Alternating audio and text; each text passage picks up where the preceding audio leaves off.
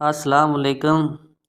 Welcome to my channel नफ्सियात शबाब। हमारी आज की वीडियो का अनुमान शौहर की 10 खतरनाक गलतियां जो उसके लिए घरेलू मसाइल पैदा करती हैं।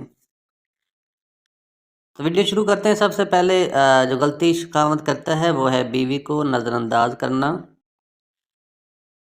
वो ये है कि बीवी को नज़रअंदाज करना एक बहुत बड़ी हमाकत है।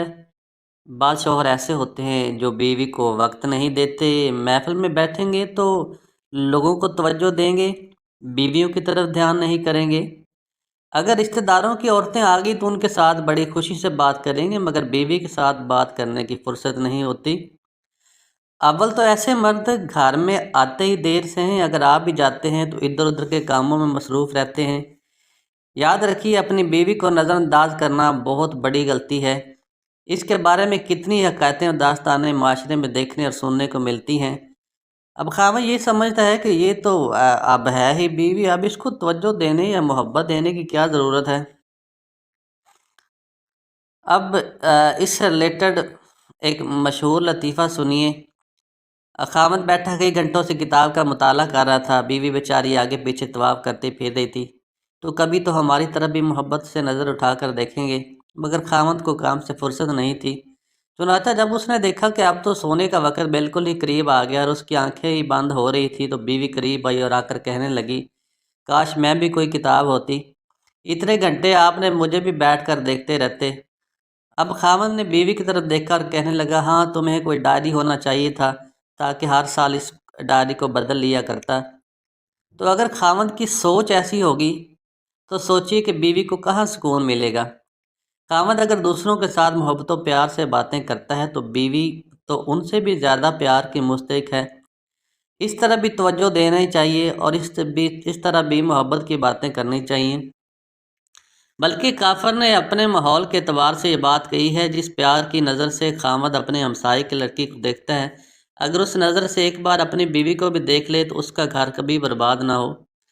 खामद को चाहिए कि अपनी बीवी को भरपूर तवज्जो दे और उसको महसूस करवाए कि मेरे नज़दीक तुम सब कुछ हो और मेरे दिल में तुम्हारा बड़ा मकाम है।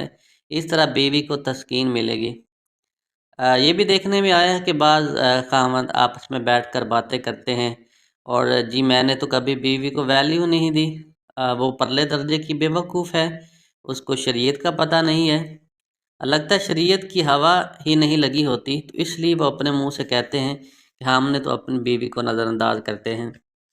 दूसरी सबसे बड़ी गलती जो खामद करते हैं वो है औरत को तलाक की धमकी देना। तो बीवी के सर पर हर वक्त तलाक की तलवार लटकाए रखते हैं।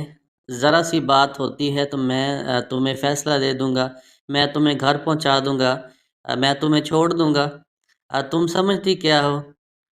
तो इस तरह की बातें करना बहुत ज़्यादा हमाकत है और ये याद रखना चाहिए कि जिस खामद ने बीवी के सर पर तलाक वाली तलवार लटका दी, अब उस बीवी को कभी सुकून नहीं मिल सकता। खामद तो एक दफ़ा कहकर चला गया कि मैं तुम्हें तलाक दे दूँगा, लेकिन वो ये नहीं सोचता कि बीवी के ज़हन में अंदर से क्या तूफ़ान मच गया है। इसको तो मैं अपनी ज़ात के बेसहारा और नज़रअंदाज आने लग गई हूँ। अब वो बैठकर सोचती रहती है, अगर ये बंदा मुझे छोड़ देगा तो मेरा क्या बनेगा। अब वो क्या करती है, या तो फिर वालदैन से अपनी कोई शर्त और पक्की करवा लेती है और इनको अपनी हर बात में राज़दार बनाती है, ताकि अगर खावंद मुझे कभी धक्का दे दे तो कम से कम मैं अपने माँ बाप के पास तो चली जाऊँ। क्योंकि अब इसको एहसास तहफ़्फ़ुज़ नहीं रहा। कभी वो ये सोचती है कि अगर खावंद मुझे छोड़ दे तो मैं क्या करूँगी। वो सोचती है कि अच्छा मैं कोई नौकरी वगैरह कर लेती हूँ या वालदैन के घर भी जा सकती हूँ या नहीं। तो अगर ये मुझे छोड़ देगा तो मुझे कौन सँभालेगा। अब इस तरह की शैतानी और वसी बातें उसके माइंड में आना शुरू हो जाती हैं। तो ये औरत को तलाक की धमकी देना एक बहुत बड़ी हमाकत है और इससे जिस कदर हो सके बचना चाहिए।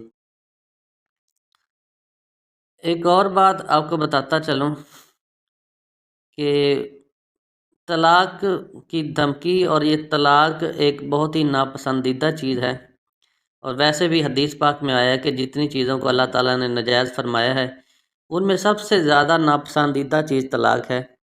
शरीयत ने इसको पसंद भी नहीं किया। हाँ, ज़रूरत और मौके की मुनासबत कभी ज़रूरत पड़ जाती है, तलाक ही किसी मसले का हल होता है, तो इसलिए शरीयत ने जायज़ کہہ دیا ہے مگر اس کو پسند نہیں کیا، تو لہٰذا خاوند کو چاہیے کہ طلاق کا لفظ اپنی زبان سے نہ نکالے۔ ہاں، بعض دفعہ مسائل ایسے ہوتے ہیں کہ گھر میں خرابی یا لڑائی جھگڑا شروع ہو جاتا ہے، تو طلاق سے پہلے ذرا تھوڑا سوچنا چاہیے۔ تم کیا کر سکتے ہیں آپ اگر آپ کے گھر میں کچھ ایسے مسائل ہیں، تو ان کے کچھ جائز طریقے ہیں۔ ایک، طلاق تو اللہ تعالیٰ نے سمجھانے کے لیے نہیں بنایا، لہٰذا ہمیں اس کے سمجھانے کا کوئی اور طریقہ اختیار کرنا چاہیے۔ تو قرآن مجید میں بیوی کی غلطی پر اس کی تعزیر کا طریقہ بتایا ہے۔ سب سے پہلے بات سمجھائی جائے کہ تم اسے بولنا بند کر دو، یعنی بولنا کم کر دو۔ جب کم کرو گے تو صاف ظاہر ہے وہ تمہیں منائے گی، غلطی سے ہٹ جائے گی۔ اور اگر یہ بھی نہیں تو پھر تمہیں چاہیے کہ تم اسے بستر جدا کر لو۔ اگر وہ پھر بھی سمجھ آئے گی تو میاں بیوی کہ میاں مجھ سے ناراض ہیں، تو اب جب اتنی باتیں بتائی گئی ہیں تو اس میں کہیں طلاق کا لفظ نہیں آیا، تو معلوم ہوا شریعت بھی چاہتی ہے کہ سمجھانے کے اس کے علاوہ اور بھی طریقے ہیں۔ حتیٰ کہ اگر کوئی سخت غلطی بھی کر بیٹھے تو شریعت کہتی ہے کہ اس کے بعد اگر تم اس کو مارنا بھی چاہو تو شریعت تمہیں تھوڑی سی اجازت دیتی ہے، مگر اس کی بھی ذرا حدود و قیود ہیں۔ یہ عام بات میں نہیں کہہ رہا کہ گھر میں چھوٹے مسائل کیسے ہوتے ہیں کہ کھانے میں نمک تیز ہو گیا تو عورت پر ہاتھ اٹھا لیا، اگر کوئی عام چھوٹی موٹی اخلاقی غلطی کر بیٹھی ہے تو اس پہ ہاتھ اٹھا لیا، تو اس پر مرد کو حکم دیا گیا کہ پہلے تم اس سے ناراض ہو، پھر وہ تمہیں منائے، پھر بھی نہ سمجھے تو بستر جدا کر لو، اگر پھر بھی نہ سمجھے تو اب ذرا تھپڑ بھی 2-4 لگا دو، مگر پشت پر لگاؤ، چہرے پر نہیں۔ اس کے علاوہ تیسری غلطی جو شوہر کرتا ہے وہ ہے کہ عورت کو ہمیشہ دوسری شادی کی دھمکی دیتا رہتا ہے۔ تیسری خطرناک غلطی یہ ہے کہ خاوند ہر وقت بیوی کو یہ کہتا رہے کہ تم تو اتنی خوبصورت نہیں ہو، میں دوسری شادی کر لوں گا۔ تو یہ دوسری شادی کی دھمکی دینے کی کیا ضرورت ہے کہ شریعت نے جب مرد کو 4 شادیوں کی اجازت دے رکھی ہے، لیکن جب اس کی بیوی اس کے سب تقاضے پورے کر رہی ہے تو کیا مصیبت پڑی ہے بیوی کو دوسری شادی کی دھمکی دی جائے یا سوکل لانے کی دھمکی دی جائے؟ خواہ مخواہ اس کی زندگی میں بھی پریشانی پیدا کی جائے اور اپنی زندگی میں بھی پریشانی پیدا کی جائے۔ اور یہ بات یاد رکھنا کہ عدل کرنا اتنا آسان کام نہیں ہے۔ 2 بیویوں کے درمیان اسپیشلی عدل و انصاف کرنا یہ انسان کے اوپر فرض ہوتا ہے، اور یہ عدل کرنا انسان کے بس کی بات نہیں۔ تو قرآن مجید نے بھی سورۃ نساء میں آیت نمبر 131 میں فرمایا ہے کہ تم کتنے ہی حریص کیوں نہ ہو جاؤ اور تمہارے اندر کتنا ہی ٹھرکی پن یا اس طرح کا احساس نہ ہو تو تم 2 بیویوں کے درمیان انصاف نہیں کر سکتے۔ دوسری شادی کا خیال کیسے نکلا کہ عورتوں کو اس طرح کی دھمکی دی جائے؟ تو یہ بہت بڑی غلطی ہے کہ خاوند اپنی بیوی کو دوسری شادی کی دھمکی دے۔ چوتھی غلطی جو خاوند کرتا ہے وہ ہے عورت کو بے عزت کرنا۔ چوتھی غلطی عام طور پر خاوند حضرات یہ کر لیتے ہیں کہ اپنی بیوی کی کسی غلطی پر اسے لوگوں کے سامنے روک ٹوک کرتے ہیں، لوگوں کے سامنے اس کا مذاق اڑاتے ہیں، لوگوں کے سامنے بے عزت کر دیتے ہیں اور ڈانٹ پلاتے ہیں۔ اپنے طور پر تو وہ اچھے بن جاتے ہیں اور دوسروں کو یہ تاثر مل جاتا ہے کہ دیکھو گھر میں میرا کتنا کنٹرول ہے، بہن کے سامنے بیوی کو ڈانٹ دیا، ماں کے سامنے بیوی کو ڈانٹ دیا، بہن اور ماں کی نظر میں خود اچھے بن گئے کہ ہمارا بیٹا تو گھر میں بہت کنٹرول رکھتا ہے، بہن کہتی ہے کہ میرا بھائی تو گھر میں بہت کنٹرول رکھتا ہے، اور یوں وہ اپنی ماں بہن کی نظر میں بڑے اچھے بن جاتے ہیں، مگر حقیقتاً اپنی بیوی کی نظر میں انہوں نے اپنے وقار کو صفر کر دیا ہے۔ تو اس لیے ہر ایک کو اپنی عزت نفس ہوتی ہے، تو جب کسی کی عزت نفس مجروح کیا جائے تو پھر اس انسان کا دل ہی ٹوٹ جاتا ہے اور یہ چیز گناہ میں شامل ہے۔ اگر ایک چھوٹے بچے کو لوگوں کے سامنے ڈانٹ دی جائے تو وہ رونا شروع کر دیتا ہے کیونکہ اس کی عزت نفس مجروح ہو جاتی ہے۔ تو عورت تو پھر آخر عورت ہوتی ہے، اس کو تو عزت نفس کی زیادہ پرواہ ہوتی ہے، تو عورت کی عزت نفس کا زیادہ سے زیادہ خیال رکھنا چاہیے۔ اگر آپ کو اس کو نصیحت کرنے کی ضرورت پیش آئے تو تنہائی میں کریں، اور اگر تعریف کرنی ہو تو پھر وہ لوگوں کے سامنے کریں تاکہ اس کا حوصلہ بلند ہو۔ اس کو زندگی کا اصول بنا لیجئے کہ تنہائی میں اگر بیوی کو جلی کٹھی بھی سنا دیں گے تو بیوی بیچاری برداشت کر لے گی، مگر اگر لوگوں کے سامنے آپ اس کو ذل تو برداشت کرنا چاہتے ہیں تو اس لیے یہ بات ذہن میں رکھیں کہ بیوی کو دوسروں کے سامنے کبھی بھی اس طرح کی تنقید کا نشانہ نہیں بنانا چاہیے۔ وہ زندگی کی ساتھی ہے، تھوڑا وقت جو دونوں کو علیحدگی میں ملتا ہے اس میں ایک دوسرے کو سمجھائیں جو سمجھانا ہے، اور لوگوں میں اس قسم کی باتیں ہرگز نہیں کرنی چاہیے۔ بعض علماء نے بھی اس پر روشنی ڈالی ہے کہ بچہ جب تنہائی میں گرتا ہے تو اس کو زیادہ چوٹ لگتی ہے تو وہ روتا نہیں اور اٹھ کھڑا ہوتا ہے، لیکن اگر لوگوں کے سامنے گر جائے تو اس سے آدھی چوٹ بھی لگے تو رونا شروع کر دیتا ہے، اس لیے کہ لوگوں کے سامنے اس کی اس نفس مجروح ہوتی ہے، اور وہ درد سے نہیں روتا بلکہ اس نفس مجروح ہونے کی وجہ سے روتا ہے۔ اور یہ بات آپ نے بھی اپنے گھر میں مختلف بچوں میں اس طرح کی نوٹ کی ہوگی۔ تو انسان یہ بہت بڑی غلطی کرتا ہے جو اس طرح کے حالات پیدا کرتا ہے۔ پانچویں غلطی جو شوہر کرتا ہے وہ ہے کہ شوہر اپنی بیوی کو وقت نہیں دیتا، بیوی کو وقت نہ دینا۔ پانچویں خطرناک غلطی عام طور پر خاوند یہ کرتے ہیں کہ بیوی کو وقت ہی نہیں دیتے، بلکہ جب وقت ملا، جب امی کے پاس بیٹھے تو باتیں چل رہی ہیں، رات کے 12 بج گئے، نیند سے جب آنکھیں پور ہو گئی تو اب آ کے کمرے میں لیٹ جاتے ہیں اور بیوی سے بات بھی نہیں کرتے۔ اب کچھ پوچھا بھی نہیں تو تم جیتی ہو یا مرتی ہو، تمہاری طبیعت تو ٹھیک ہے یا تم بیمار تو نہیں تھی۔ اب اگر خامد وقت ہی نہ دے تو صاف ظاہر ہے یہ ایک بہت بڑی غلطی ہے، اور بیوی کا شرعی تقاضا ہے کہ اسے خامد کا وقت ملے، لہٰذا وقت دینا چاہیے۔ کچھ نوجوانوں میں یہ عادت ہوتی ہے کہ دوستوں کی محفل کی زینت بن کر بیٹھ جاتے ہیں، اور رات کو 12 یا 1 بجے گھر آنے کی عادت ہوتی ہے، تو یہ لوگ دوستوں کی محفل کو سنوار بیٹھتے ہیں اور اپنے گھر کو اجاڑ بیٹھتے ہیں۔ تو بھلا کیا فائدہ اس کا؟ بیوی کو زیادہ سے زیادہ وقت دینا چاہیے۔ کئی گھر میں تو جلدی جاتے ہیں لیکن دوسرے بہن بھائیوں میں بیٹھے رہتے ہیں یا ماں باپ کے پاس بیٹھے رہتے ہیں، یہ بھی اچھا ہے، انہیں بھی وقت دینا چاہیے، وہ بھی آپ کی فیملی ہے، آپ کے گھر کے افراد ہیں۔ لیکن اس کا یہ مطلب ہرگز نہیں ہے کہ آپ بیوی کو بالکل ہی نظر انداز کریں اور بیوی کو وقت نہ دیں، تو یہ چیز بھی بعض گھروں میں جو ہے وہ جھگڑوں کا باعث بنتی ہے۔ اس کے علاوہ تھوڑا بتاتا چلوں ذرا، بعض نیکوکار مرد بھی ایسے ہوتے ہیں کہ جو اس قسم کی غلطی کا مرتکب ہوتے ہیں، جو اپنی پرہیزگاری کی وجہ سے بیوی کو وقت نہیں دے سکتے۔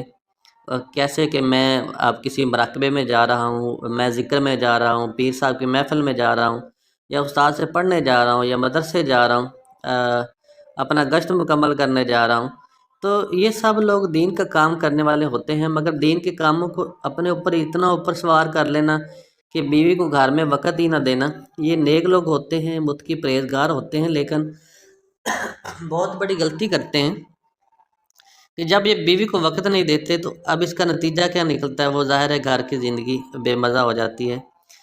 تو امیر المومنین حضرت عمر رضی اللہ تعالیٰ عنہ کے دور میں ایک عورت آئی، ابن کعب رضی اللہ تعالیٰ عنہ کی عدالت تھی، تو ان کے سامنے آ کر اس نے اپنے خاوند کی تعریف شروع کر دی، کہنے لگی کہ میرا خاوند بڑا نیک آدمی ہے، بہت اچھا ہے، سارا دن روزہ رکھتا ہے، ساری رات عبادت کرتا ہے، اللہ تعالیٰ کا قرآن پڑھنے میں وقت گزار دیتا ہے، اور یہ کہہ کر وہ چپ ہو گئی۔ حضرت عمر رضی اللہ تعالیٰ عنہ بڑے حیران ہوئے، تو یہ عورت اپنے خاوند کی بڑی تعریف کر رہی ہے، اور تھوڑی دیر بعد پھر پوچھا تو کیوں آئے ہو؟ تو اس نے پھر کہا میرا خاوند بڑا نیک ہے، سارا دن روزہ رکھتا ہے، ساری رات عبادت میں گزار دیتا ہے، اور یہ کہہ کر پھر چپ ہو گئی۔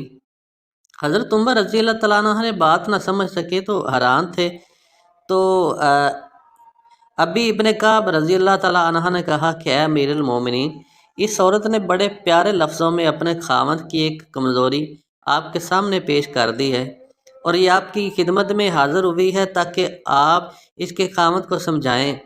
حضرت عمر رضی اللہ تعالیٰ عنہ نے کہا کون سی کمزوری؟ اس کا خاوند تو بڑا نیک نظر آتا ہے۔ تو اس نے کہا کہ یہی تو وہ کہنا چاہتی ہے کہ سارا دن روزہ رکھتا ہے، ساری رات عبادت کرتا ہے، لیکن بیوی کے پاس وقت گزارنے کے لیے اس کے پاس فرصت ہی نہیں۔ تب حضرت عمر رضی اللہ تعالیٰ عنہ سوچنے لگے کہ کتنے پیارے انداز سے بیوی نے اپنے خاوند کی شکایت کی ہے، تو چنانچہ آپ رضی اللہ تعالیٰ عنہ نے اس کے خاوند کو بلایا۔ وہ ایک صحابی تھے اور بڑے نیک آدمی تھے۔ اللہ تعالیٰ کی محبت سے سرشار تھے۔ اللہ تعالیٰ کی محبت ان کو دن میں بھی روزے سے رکھتی اور رات بھی مصلی پر کھڑا رہتے، قرآن کی تلاوت کے مزے لیتے۔ تو جب وہ آئے تو انہوں نے کہا جی ہاں، میں اللہ تعالیٰ کے قرآن میں اتنا مزہ پاتا ہوں کہ میری بیوی کی طرف اتنی توجہ نہیں رہتی۔ تو حضرت عمر رضی اللہ تعالیٰ عنہ نے ابن کعب رضی اللہ تعالیٰ سے فرمایا کہ جب آپ نے مسئلے کو سمجھا اور اب مسئلے کا حل بھی آپ سمجھا دیجئے۔ تو چنانچہ ابن کعب رضی اللہ تعالیٰ عنہ نے ان کو کہا کہ دیکھو، شریعت نے حکم دیا ہے، اس لیے تم اپنی بیوی کو بھی وقت دو۔ تمہیں چاہیے کہ اگر تم 3 دن روزہ رکھنا بھی چاہتے ہو تو روزہ رکھو، مگر چوتھا دن افطار کرو اور وہ دن تم اپنی بیوی کے ساتھ گزارو۔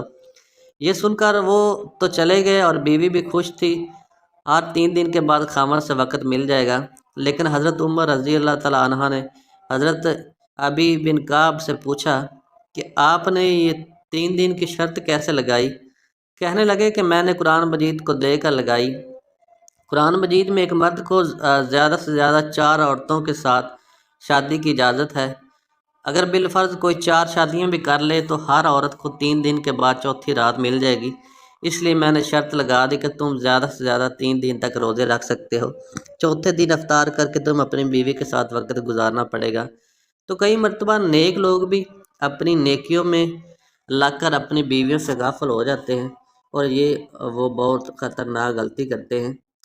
کچھ لوگ ایسے بھی ہوتے ہیں جو تلاش معاش میں جاتے ہیں، روزی کمانے جاتے ہیں، تو لمبے لمبے عرصے تک وہ گھر سے چلے جاتے ہیں، لہٰذا بیوی کو وقت نہیں دے پاتے۔ تو حضرت عمر رضی اللہ تعالیٰ عنہ ایک مرتبہ آ رہے تھے، رات کا وقت تھا، اور ایک گھر سے ان کو اشعار کی آواز سنائی دی، جس سے پتہ چلا کہ ایک جوان بیوی اپنے خاوند کی محبت میں شعر پڑھ رہی ہے۔ چنانچہ وہ گھر آئے اور ام المومنین سیدہ حفصہ رضی اللہ تعالیٰ عنہ سے پوچھا کہ مجھے بتاؤ کہ ایک عورت اپنے میاں کے بغیر کتنا وقت آرام سے گزار سکتی ہے؟ انہوں نے کہا جتنی اللہ تعالیٰ نے عدت متعین کی ہے، یعنی 4 مہینے 10 دن کی بات ہے۔ تو چنانچہ حضرت عمر رضی اللہ تعالیٰ عنہ نے قانون بنا دیا کہ ہر مجاہد جو جہاد میں جائے گا 4 مہینے کے بعد بالآخر گھر آئے گا اور اپنی بیوی کے ساتھ کچھ وقت گزارے گا۔ تو سوچئے کہ اگر ام المومنین سید حفصہ رضی اللہ تعالیٰ عنہ جیسی پاکیزہ شخصیت جو امت کی ماں ہے وہ فرماتی ہیں کہ 4 مہینے کی مدت زیادہ سے زیادہ ہے، تو جو لوگ سالوں سال اپنی روزی کی خاطر دوسرے ملکوں میں رہتے ہیں، کہتے ہیں جی جوان بیٹا انگلینڈ چلا گیا تو اس کی بیوی تو ہمارے پاس رہتی ہے، تو یہ اس طرح گزارا کرنا بہت مشکل کام ہے۔ تو شیطان تو موقع کی تلاش میں ہوتا ہے، تو شیطان کتنا موقع دے گا تو اس کو بیوی کو برگلانے اور گناہ پر اکسانے کے لیے، ادھر بیوی گناہ کرے ادھر خاوند گناہ کرے۔ اگر گناہ نہیں کریں گے تو گناہ کی حضرت ان کے ذہن میں ضرور پیدا ہوگی۔ تو اس لیے میاں بیوی کو ایک دوسرے سے 4 مہینے سے زیادہ جدا نہیں رہنا چاہیے۔ چھٹی غلطی جو ہے خاوند کرتے ہیں وہ ہے کہ بیوی کے لیے پابندی کرتے ہیں اور انہیں اپنے لیے آزادی چاہیے ہوتی ہے، تو یہ بہت خطرناک غلطی ہے۔ اب گھر میں تو اصولوں کی پابندیاں کر دیتے ہیں مگر خود اصولوں کی پابندی نہیں کرتے، یہ بہت بڑی غلطی ہے۔ بیوی کو تو کہیں گے کہ تم نے کزن سے پردہ کرنا ہے، کزن سے بات نہیں کرنی، لیکن جب اپنی کزن آتی ہے تو پھر وہ پرواہ نہیں کرتے یا پردہ نہیں کرتے، تو خود سینسرس کر باتیں کرتے ہیں، بیوی کو کہتے ہیں کہ تم نے نامحرم کی طرف نہیں دیکھنا۔ ہاں یہ اچھی بات ہے، اسلام پردے کا حکم دیتی ہے، یہ ساری باتیں ہونی بھی چاہیے، روکنا بھی چاہیے، لیکن اس کے ساتھ ساتھ اسے خود بھی نامحرم لڑکیوں کی لچائی نظروں سے نہیں دیکھنا چاہیے، اور پھر یہ جھگڑا نہیں بنے گا تو ظاہر ہے پھر کیا ہوگا۔ تو اصول جو ہے وہ مرد اور عورت دونوں کے لیے سیم ہیں۔ اگر اصول بیوی کے لیے ہیں تو اصول مردوں کے لیے بھی ہونے چاہیے۔ 7ویں بری عادت جو مرد میں ہے وہ ہے نکتہ چینی کی عادت۔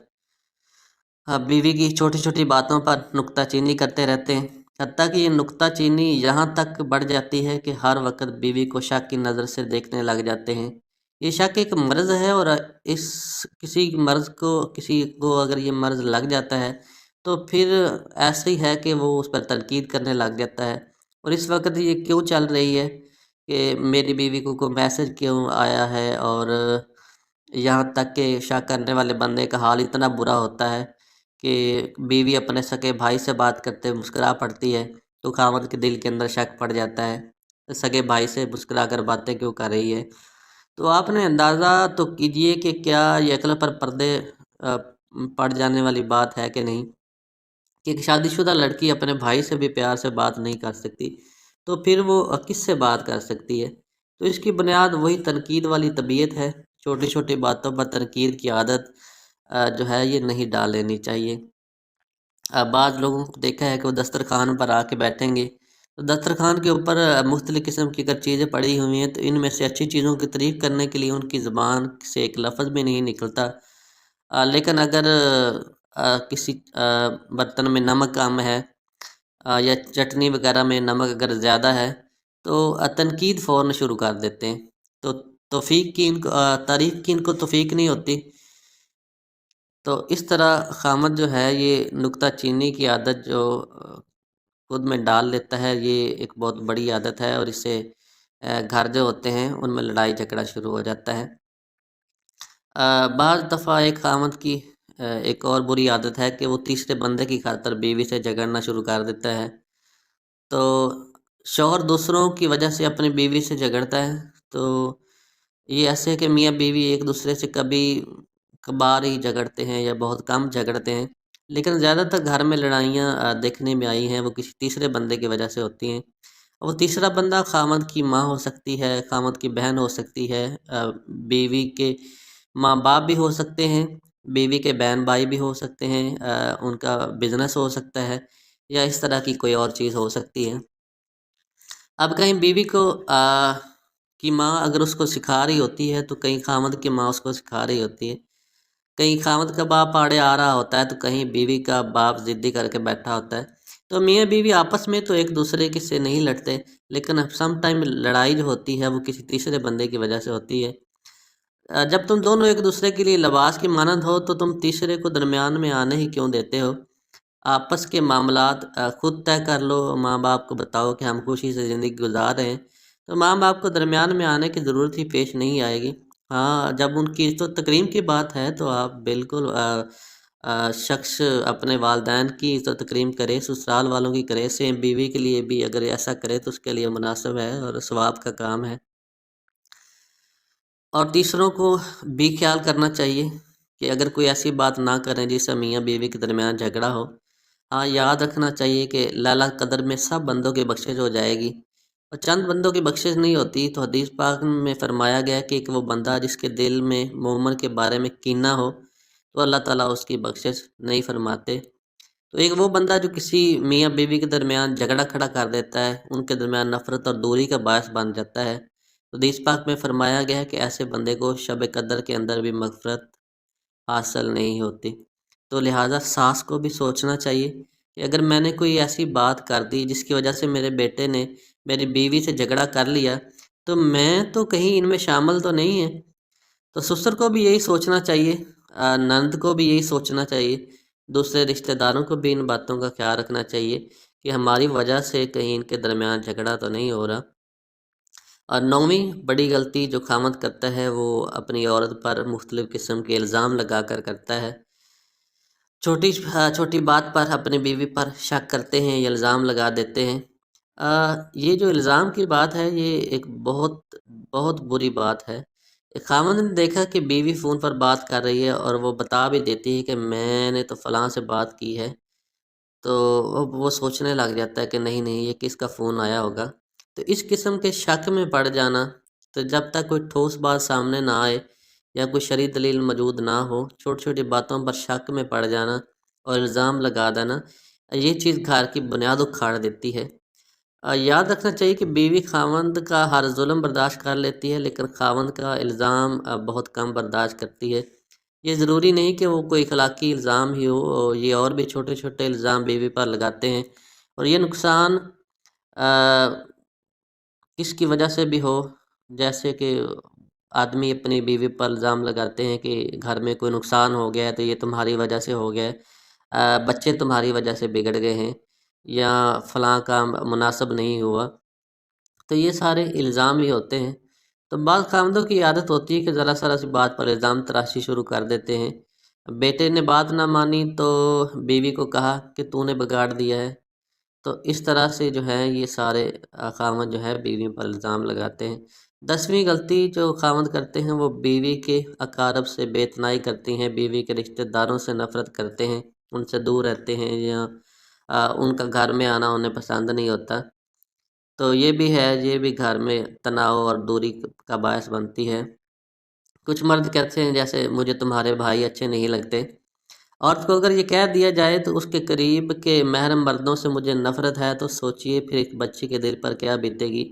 اس لیے کہ بیوی کا اپنے والدین کے ساتھ تعلق جذباتی لگاؤ میں شامل ہے اور یہ فطری چیز ہے، اور وہ کبھی بھی برداشت نہیں کر سکتی کہ اس کے والدین کے بارے میں کوئی الٹی سیدھی بات کرے۔ تو اگر وہ کسی مجبوری کی وجہ سے خاموش بھی ہو جائے تو دل اس کا ضرور دکھتا ہے۔ اس کی مثال ایسی ہی سمجھیں کہ خاوند کے اپنے والدین کے بارے میں بیوی کچھ ایسی باتیں کر دے کہ خاوند کے دل پر کیا گزرے گی۔ تو اسی طرح جب خاوند بیوی کے والدین کے بارے میں بات کرتا ہے تو اس کے دل پر بھی کیا گزرتی ہے۔ تو کبھی یہ بات بھی ایک لڑائی کا ذریعہ بن جاتی ہے کہ خاوند چاہتا ہے کہ میرے رشتہ دار مطمئن رہیں اور بیوی چاہتی ہے کہ میرے رشتہ دار مطمئن رہیں۔